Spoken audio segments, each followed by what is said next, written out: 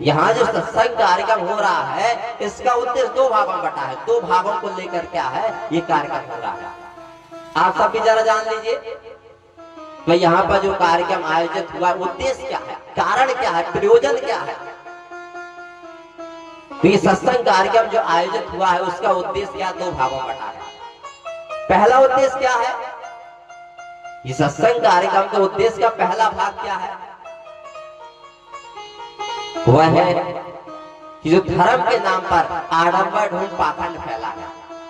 आप देखेंगे अगर सबसे ज्यादा करप्शन, सबसे ज्यादा भ्रष्टाचार अगर कोई किसी क्षेत्र में फैला है तो वो है धर्म क्षेत्र।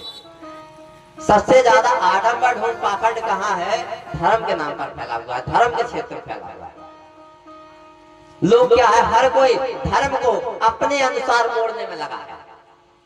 इसलिए आप जो ग्रंथ सदग्रंथों में पढ़ते थे कि धर्म क्या है, एक सर्वोच्च जीवन है, धर्म का लक्षण है शांति, परम शांति देना, धर्म का लक्षण है समृद्धि देना, संपन्नता देना, भरा पूरा जीवन कर देना, पूर्ति वाला जीवन कर देना, कीर्ति और मुक्ति वाला जीवन कर देना।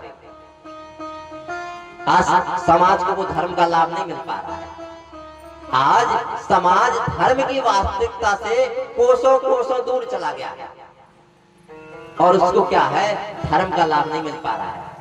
आज लोगों ने क्या धर्म को बना लिया, एक धंधा बना लिया धन कमाने का।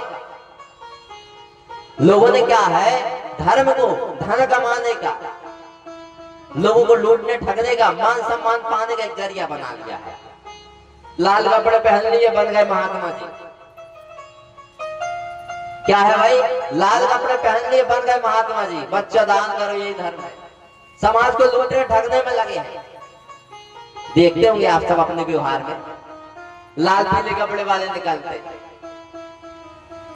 क्या धर्म के नाम पर लूटने ठगने में लगे हैं। उनसे एक प्रश्न कर दिया जाए, जो भी लाल पीले कपड़े में है, जो धर्म के चोला पहने हुए हैं, उनसे एक प्रश्न कर दिया जाए।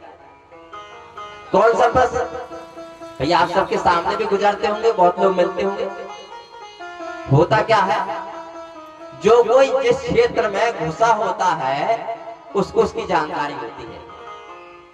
जैसे जो शिक्षा पढ़ने में लगा है उसे पता है कि बीए अलग है, बीएससी अलग है, एमए अलग है, एमएससी अलग है, एमकॉम अलग है, आईआईटी अलग है, जेनीट अलग है। जो कोई शिक्षा के क्षेत्र में प्रवेश कर चुका है, घुसा हुआ है, वो जानता है कि सब अलग अलग है। उनके पिताजी से पूछेंगे आपका लड़का कितने पढ़ता है, पढ़ता है 13 में पढ़ता है, पता नहीं क्या करता है, उन्हें नहीं पता। लेकिन जो लड़का जो शिक्षा पढ़ रहा है उसे जानकारी है, क्योंकि वो शिक्षा में घुसा हुआ है। वह जानता है कि बीए किस श्रेणी की है, एमए किस श्रेणी की है, पीएचडी किस श्रेणी की होती है, उपलब्धि क्या है। ऐसे ही जो वास्तव में धर्म क्षेत्र वाला होगा, जो वास्तव में धर्मात्मा होगा, वह धर्म की जानकारी रखता है। आप ये जो लाल पीले वस्त्र में निकालते उससे एक प्रश्न कीजिए ना, जो भी धर्मात्मा अपने आप को बोलने में लगा है, धर्म वाला बोलने में लगा है, उससे सबसे पहला प्रश्न आप यही करिए कि आखिर आपने जो लाल पीला वस्त्र धारण किया है, पहना है, इसका उद्देश्य क्या है। क्या करना है प्रश्न आपको, सबसे पहला प्रश्न ही करना है कि आखिर आप हैं कौन।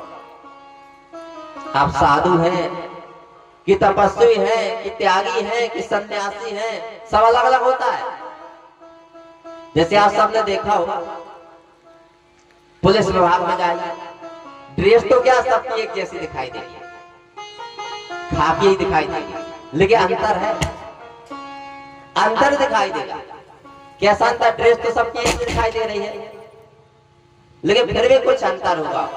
उसी में कोई दरोगा कहला रहा है, कोई एसपी कहला रहा है, कोई हवलदार कहला रहा है, कोई कोतवाल साहब कहला रहा है।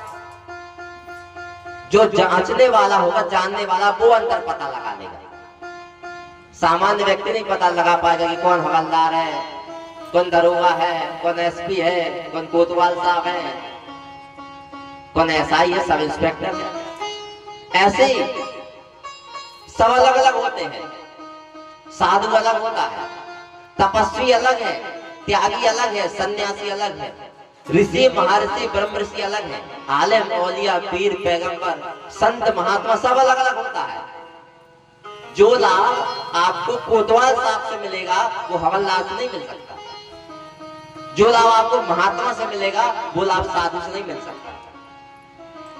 सबसे पहला प्रश्न तो आपको यही पूछना चाहिए कि आप आखिर हैं कौन? साधु हैं, तपस्वी हैं, त्यागी हैं, सन्यासी हैं, ऋषि महर्षि ब्रह्म ऋषि आलिम औलिया पीर पैगंबर योगी यति संत महात्मा, आखिर आप हैं कौन?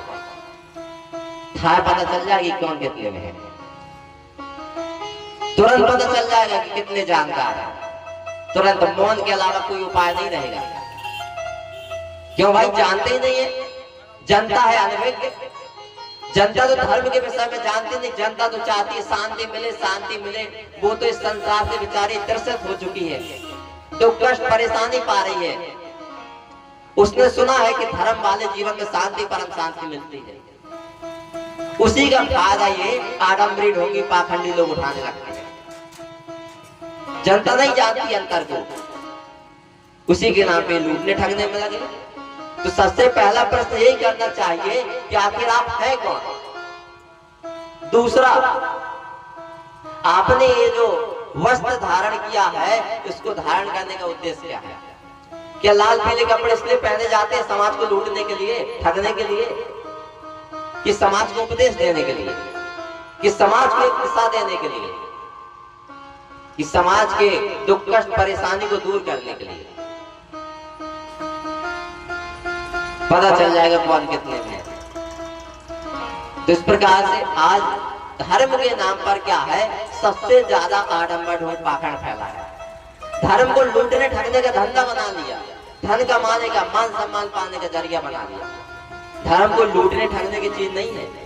धर्म कोई मान सम्मान पाने की चीज नहीं है। धर्म कभी लेना नहीं सिखाता, धर्म देने वाले का नाम है। धर्म समृद्धि देता है, संपन्नता देता है, भरा पूरा जीवन देता है, पूर्ति कीर्ति मुक्ति वाला जीवन देता है। उस विधान का नाम है धर्म। आज समाज में उसी के नाम पे पाखंड फैल गया। किस कारण? क्योंकि हमारे देश का जो संविधान है, जब आप भारत देश के संविधान को पढ़ेंगे तो पता चलेगा, आप पूरा संविधान रट डालिए।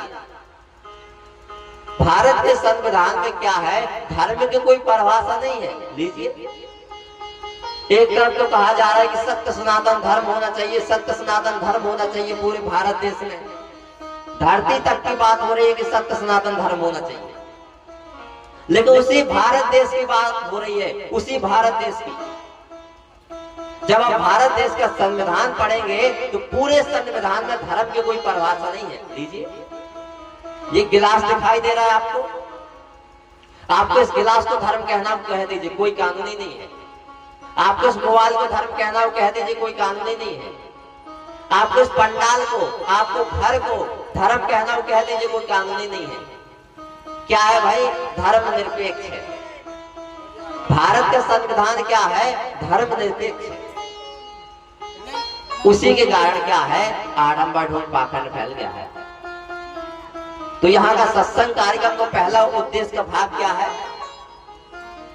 ये जो धर्म के नाम पर आडंबर ढोंग पाखंड फैला है उसको मिटाना।